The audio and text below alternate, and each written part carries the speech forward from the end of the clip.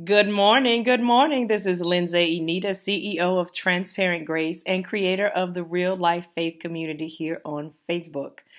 So I have a heavy question for you. In the face of imminent danger of death, will you stand for Jesus? All right. So you're probably like, the heck, why would you ask me something so deep? I'm asking you something so deep because this question is no longer something that we can ignore or say that happens in the Middle East. It's not something that just happens in the Middle East because yesterday people died because they said that they were Christians. And so that's really heavy. And I want to know, we need to start having this discussion of, are we playing church or do we have real relationship enough to say, I'll die saying and professing Jesus Christ as my Lord and Savior? Now, most of us would think, yeah, I would. Yeah. In the face of danger, I would do that. But be honest. If you're a single mother and you went to that school and you had to say either yes after the first person was killed for saying, yes, I'm a Christian. The second person was killed for saying, yes, I'm a Christian. And you're the third one. Would you say, yes, I'm a Christian? Knowing that God would take care of your children? Yes, they would be hurt. Yes, they would be devastated. Yes, God would have to be their father in all things. Or would you say, no, I'm not a Christian because you were afraid that they wouldn't be taken care of? Now, this isn't a blame and this is real life. Right? I talk about real life faith. And this is real life. This is happening now. And so we need to begin to have the conversation of, am I playing church? Do I kind of believe Christ? Do I not? I don't know. And let me give you an example of something so low pressure in comparison to that. This is my personally, this happened to me. I wanted to be a part of a conversation. This was several months back. And so you thought I was going to say years. No, this happens all the time with people, but we need to be honest. Being in a conversation that I wanted to be a part of, and then she knew everybody in the room except for me, and she said, are you a Christian? And I said, sometimes.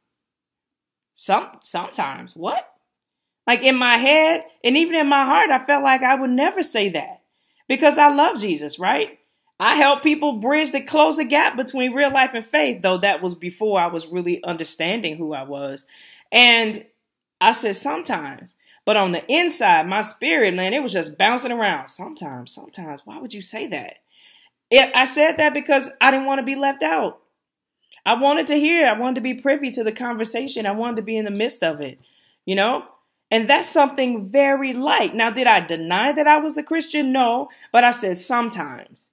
Sometimes yes, sometimes no. Well, in the weeks after that, I really began and had to examine me, look at the truth of why I said that. And God said, because it is, in my time with him, it is because sometimes you want to be a Christian and sometimes you want to go out and play like everybody else. But I called you to something different.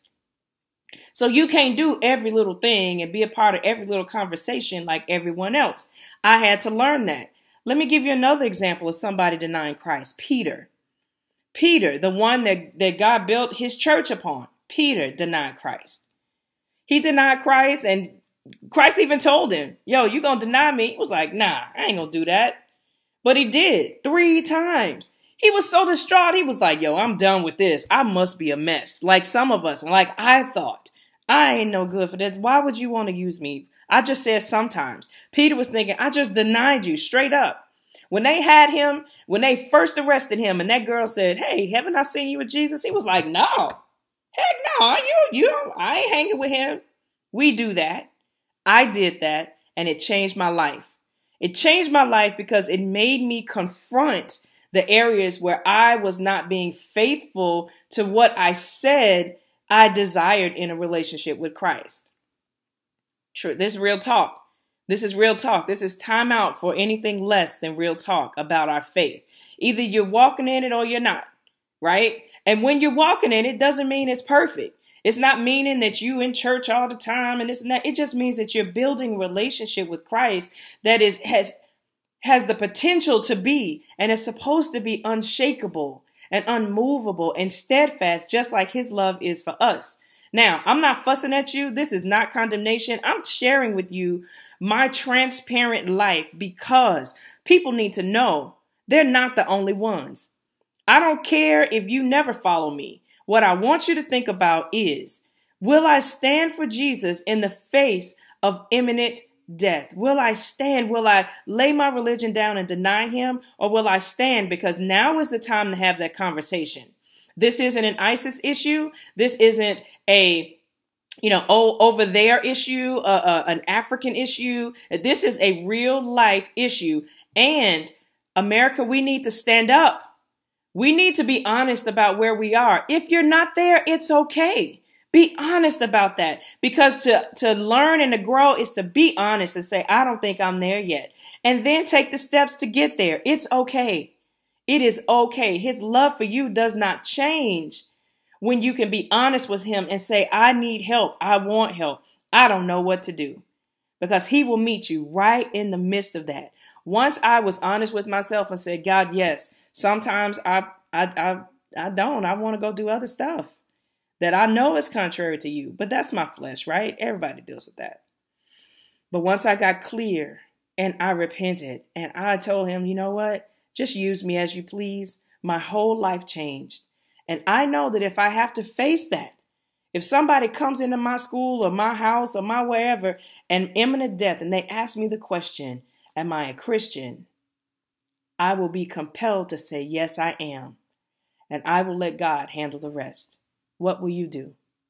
This is Lindsay Enita, CEO of Transparent Grace and creator of Real.Life.Faith community on Facebook.